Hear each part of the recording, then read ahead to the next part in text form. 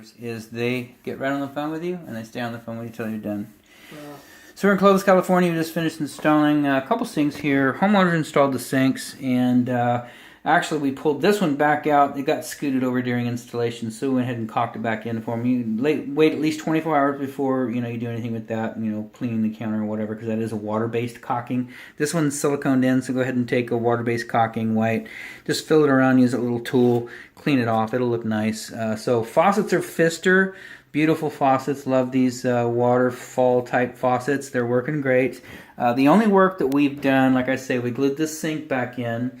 Additionally, on this side, where the water connects up to the faucet, there's some little adapters that have pins in them. We did pull those apart when we pulled the faucet apart. So up here, you can see a little adapter with a pin, and that little adapter right up there with the pin.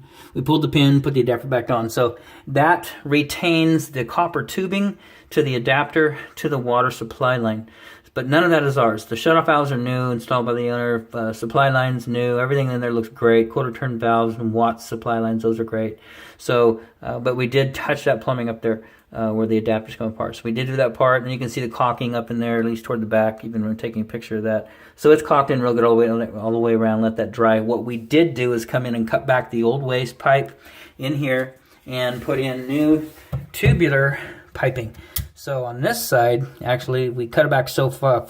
We had to cut it back far, so the adapter is way back there. First piece you've got there is an extension, normally for a tail piece, but the extender brings you out so we can get this tubular P-trap on.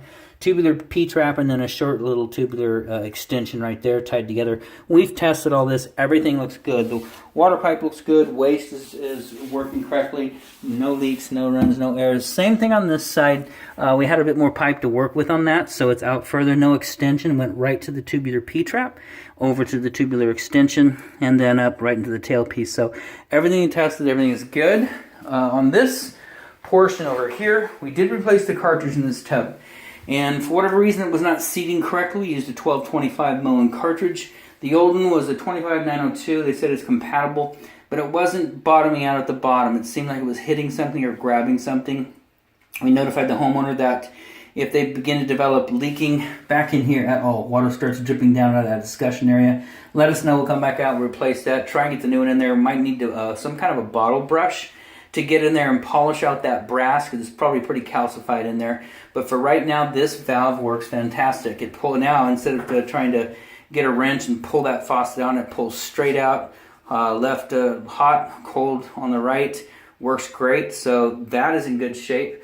We did set this toilet. Everything was supplied by the homeowner, with the exception of that supply line. It's Fluid Master, and we like to use those. There's also an adapter on there. The valve was by the homeowner, and it was for a full 1/2-inch IPS supply line. So we put an adapter on there. Those typically come with our little water heater recirculation pumps. It's a little kit that makes you adapt from the 1/2-inch to 3/8. So we screwed that on there, got a rubber gasket in there, over to the 3/8 by 7/8 Fluid Master by 20-inch supply line up to the toilet.